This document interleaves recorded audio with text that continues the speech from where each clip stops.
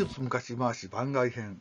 国鉄時代に車両を目安試験が行われた話。車両を目安試験が行われた日、昭和47年11月16日に発生した北陸トンネルの火災事故は、国鉄にとっても非常に大きな衝撃を受けることとなり、事故発生後、車両の燃焼試験が行われることになり、下記の通り3回に分けて実験が行われました。一つ目が大船工場内での整地燃焼試験。昭和47年の12月18日と19日。同じく仮数実験線での走行燃焼試験。昭和48年8月28日から9月1日。同じく宮古線でトンネル内における走行燃焼試験。これは昭和49年10月24日から26日に行われたそうです。国鉄時代の1970年11月6日午前1時9分、北陸トンネル内で車両火災事故がありました。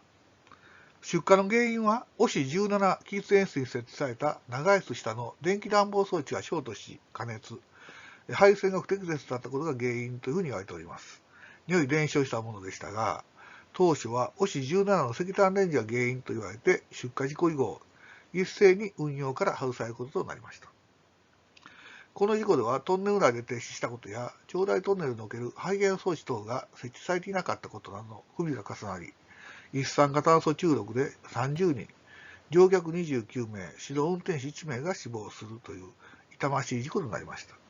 詳細は国鉄の監査報告書で参照することができます。左に右にですね、書かせてもらっているのはその国鉄の監査報告書になるんですけども、伝聞ちょっと掲載するわけいきませんので、触りの部分だけね、キャプチャーさせてもらっております。興味がありましたらね、国会図書館とか、そういうところでね、拝見してあげればいいかななんて思います。監査報告書に見る北陸線火災事故の概要。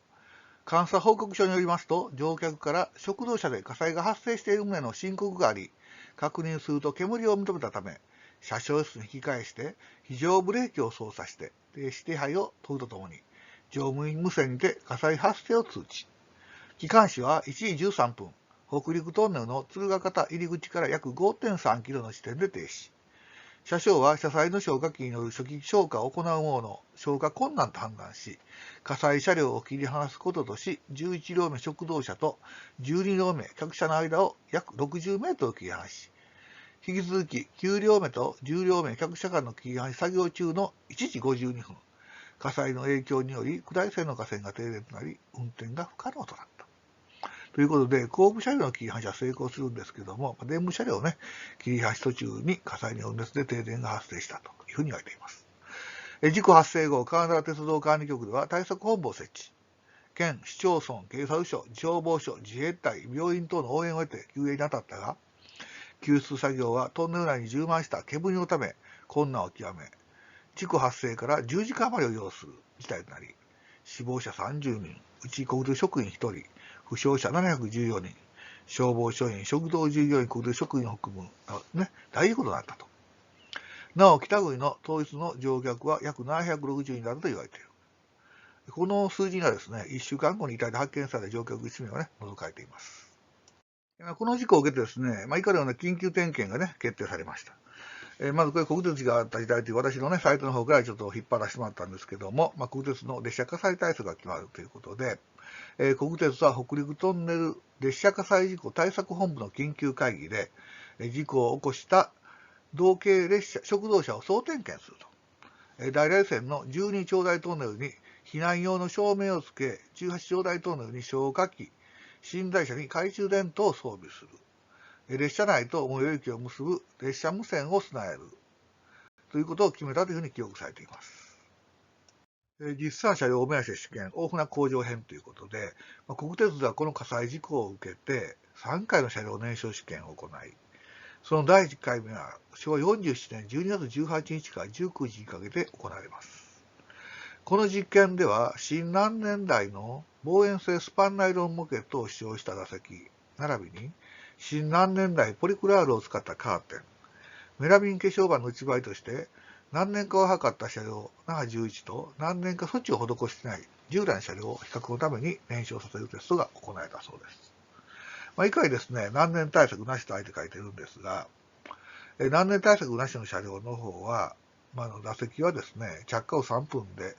最高820度を記録して、消火器ではね、消すほどに燃え上がったということではかなり大きくな火がね、上がったというふうに記録されています。逆に難燃対策ありの座席の方なんですけども、座席はね、5分後650度を示し、6分30秒ぐらい自然鎮火しましたよと。またカーテンもですね、3分30秒後には615度を示して、炎の部分がですね、燃えるんですけど、溶けてね、一部燃え溶けただけで4分後には消えてしまったと。で、内灰の方は1分30秒後に620度を記録して、表面が黒く焦げてですね、板に割れ目が入ったんですけども、その4分後には自然に鎮火しましたよということで、かなりの成果がね、期待できたということが確認できます。先ほどのですね、実験で得られた成果ということで、この火災実験で得られた点はですね、以下のようなものでしたということで書いてますので、ね、列記してみたいと思います。特に何年代を使った内装ではかなりの割合で火災を抑制できるということが分かりましたと。最強車では模型ならね、乗り心地、触り心地いいんですけども、当時のね、何年か大量の座席は結構ゴワゴワしてましてね、手触りあんまり良くなかったなっていう印象があります。西洋のふかふかだった模型と比べてですね、火災対策で味気ないなというふうに感じたものでした。ここでもう一回箇条書きしますとね、火の勢いが大きくなる場合からの時間がかかる。それと火星の拡大を抑制するためには何年代の使用で非常に効果的であると。現行内装ではですね、かなりの煙が発生する、いうことが書いてるんですね。当時の内装っていうのですね、客車なんかですね、実は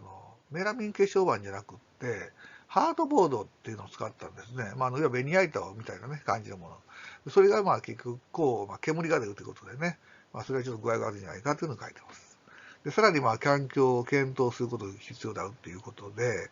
走行中のね、燃焼状態で検証する必要があることから、昭和48年の8月の28、31日、9月1日に、仮活実験船ですね、ここで世界初のね、走行中の客車による燃焼実験を行ったそうです。走行中の燃焼試験は世界初ということでね、書いてるんですけれども、仮活実験船を使って走行中の車両の燃焼試験というのが行われました。試験は以下の区分で実施されましたということで、試験1、3、2の順番で行われます。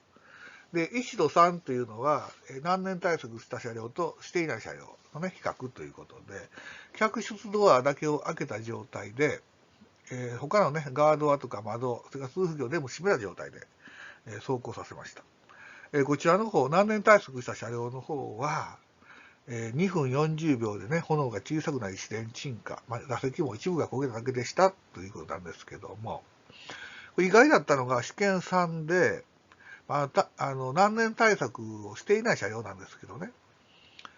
着火後6分50秒で煙が充満するんですけども、最終的にはですね、自然鎮火したということで、そんなに大きなね、被害が出なかったというふうに言われています。で、試験2っていうのが、まだ最後の日に行われるんですけども、これでは通風機を開いて、もちろんガードアも開いて、客室ドアも開いた状態ということで、意外とよくあるね、そういう、よく当時見かけた感じですね。ドアなんか開けっぱなしみたいな。そういう状態で、フラッシュオーバーをした後に出発させたということで、着火後3分でね、フラッシュオーバーということで一気に火が大きくなったんですね。で、走行中に実際に窓が割れたり、火炎が噴出して、通風機や窓からもね、激しく煙が出て、車両としては燃焼しちゃいましたということでね、そういう実験結果が、得られたということだそうです。実験結果ですね、窓や通風口を完全に閉じた状態では、何年対策を施していない車両でもね、大きく燃え上がらないということが判明しました。これは意外な結果だったそうですね。反面、通風口を開いて、客室ドアも出入り口も開放して、空気が入りやすい状況にしたところ、走行中にですね、火星が拡大して、窓ガラスも割れたと記録されていますので、実際の運用車両の場合ですね、通風口なんか開いてますので、ちょっとこの時代になるんだろうなというのはよくわかります。で当時の燃焼実験でね、下記の条件で実施されましたということで、実験1と2、3ではですね、可燃物量が若干異なってます。そこはちょっと不やじゃないかなという気もするんですけども、試験1と2ですね、こちらでアルコール 200cc、新聞社20ページ、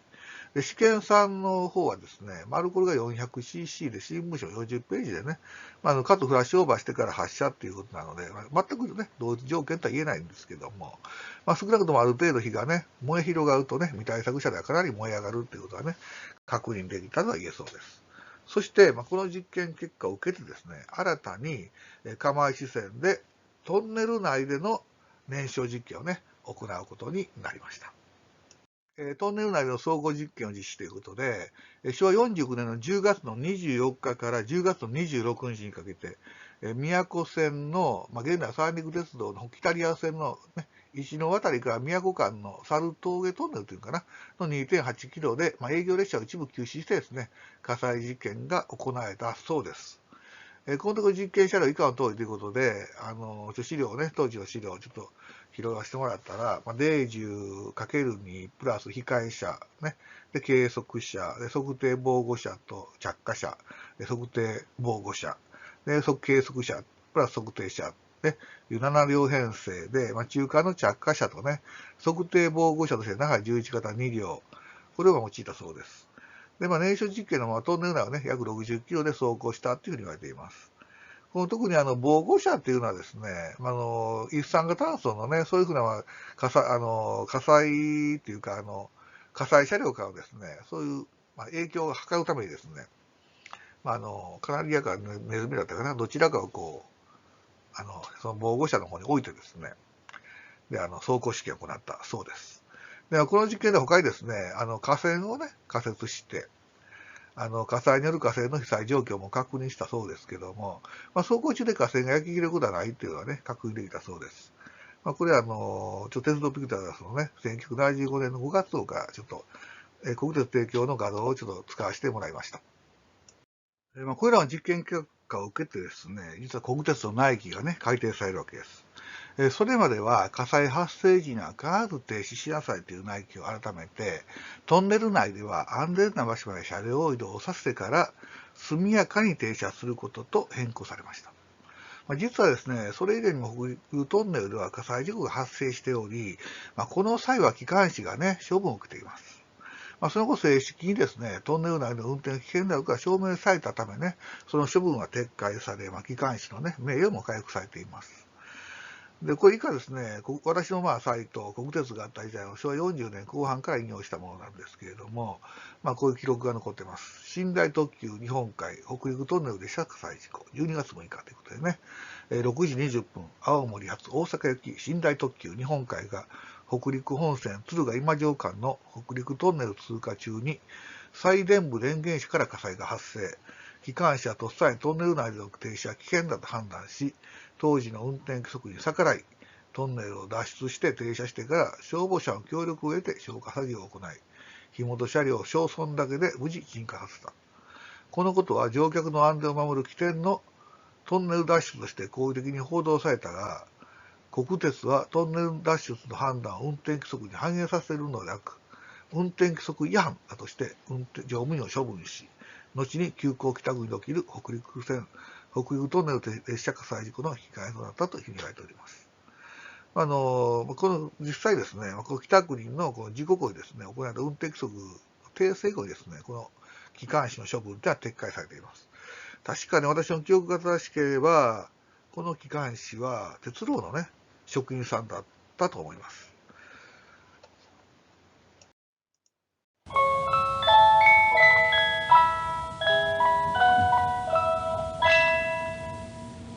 最後までご覧いただきありがとうございました。